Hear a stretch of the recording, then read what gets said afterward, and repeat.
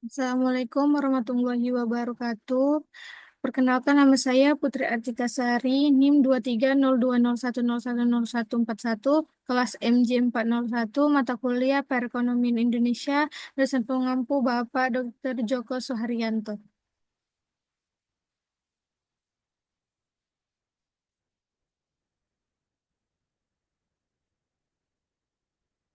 Berikut beberapa pendapat atau perspektif secara komprehensif mengenai apa yang harus dilakukan oleh pemerintah Indonesia terhadap beberapa aspek berikut.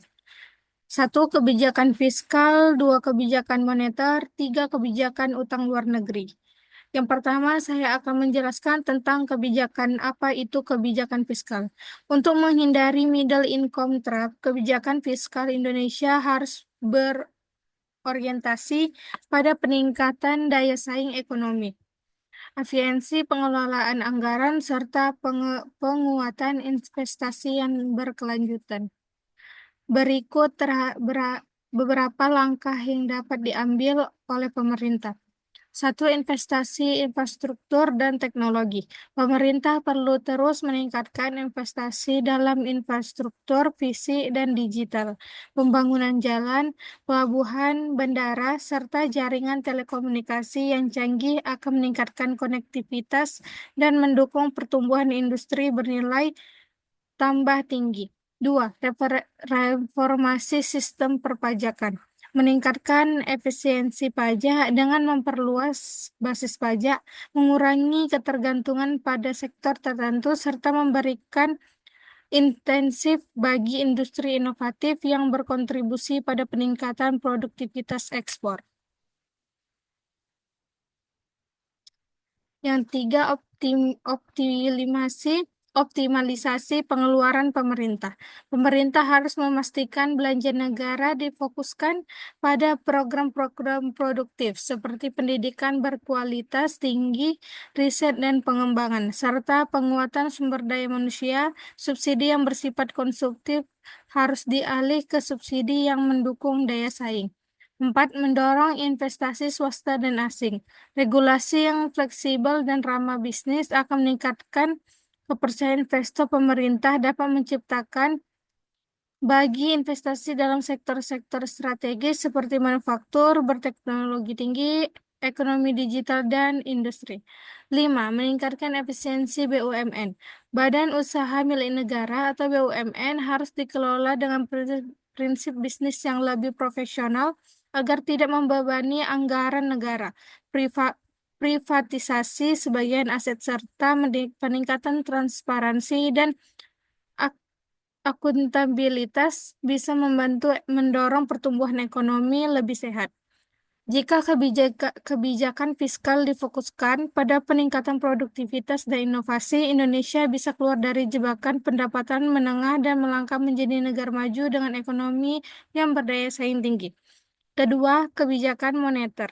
Kebijakan moneter memiliki peran krusial dalam membantu Indonesia keluar dari middle income trap. Bank Indonesia sebagai otoritas moneter harus memastikan kebijakan yang mendukung stabilitas makroekonomi sekaligus mendorong pertumbuhan produktif. Berikut beberapa langkah-langkah strategis yang dapat ditempuh. Satu, menjaga stabilitas inflasi dan suku bunga. Mengendalikan inflasi agar tetap pada level yang mendukung daya beli masyarakat serta investasi. Menetapkan kebijakan suku bunga yang seimbang cukup rendah untuk merangsang investasi tetapi tetap memastikan stabilitas nilai tukar dan harga. Yang kedua, memperkuat nilai tukar dan cadangan devisa. Menjaga nilai tukar rupiah tetap stabil agar daya saing ekspor meningkat. Meningkatkan cadangan devisa melalui kebijakan ekspor yang lebih kuat serta optimalisasi penerimaan dari sektor pariwisata dan investasi asing langsung atau FDI. Tiga, memperluas akses pembiayaan bagi sektor produktif, memastikan akses kredit yang lebih luas bagi UMKM dan startup, terutama di bidang teknologi dan manufaktur. Mengembangkan instrumen pembiayaan inovatif seperti pembiayaan berbasis ekosistem vintage. 4. Digitalisasi dan modernisasi sistem keuangan.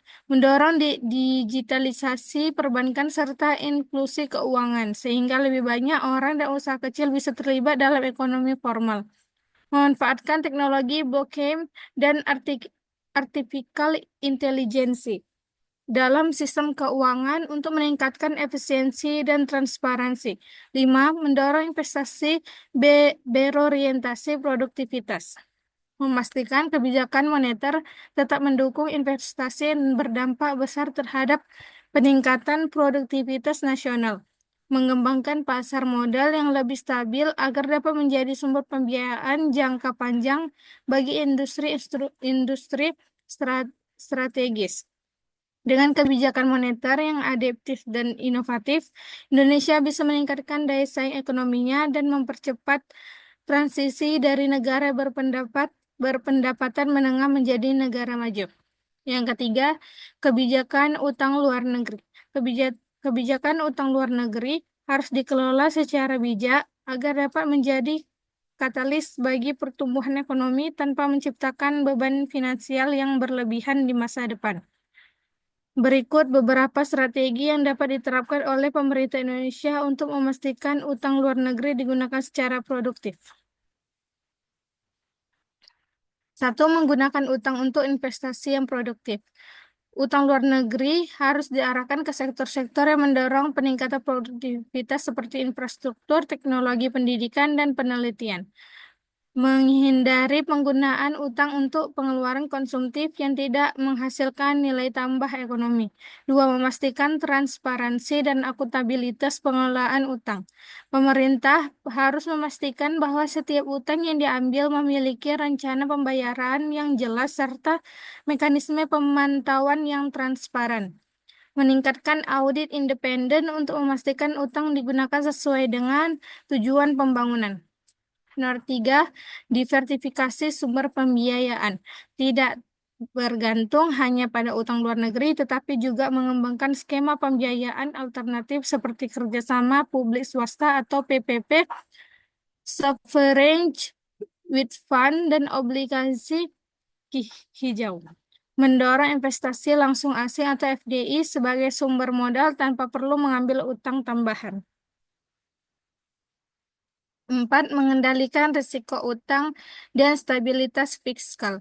Menjaga rasio utang terhadap PDB tetap dalam batas aman agar tidak membebani anggaran negara di masa depan. Memperkuat cadangan devisa agar mampu mengantisipasi fluktuasi ekonomi global yang dapat mempengaruhi pembayaran utang. 5. Memperkuat ekspor dan pendapatan negara.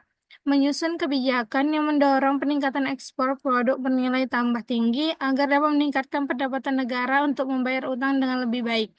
Mengembangkan sektor pariwisata dan industri kreatif untuk memperbesar sumber pendapat devisa. Jika Indonesia dapat mengelola utang luar negeri dengan strategi yang tepat, maka utang dapat menjadi alat untuk mempercepat pertumbuhan ekonomi dan membantu negara keluar dari middle income trap. Pendekatan ini akan menciptakan fondasi ekonomi yang lebih kuat dan berkelanjutan. Sekian dari presentasi saya kali ini, dan terima kasih. Assalamualaikum warahmatullahi wabarakatuh.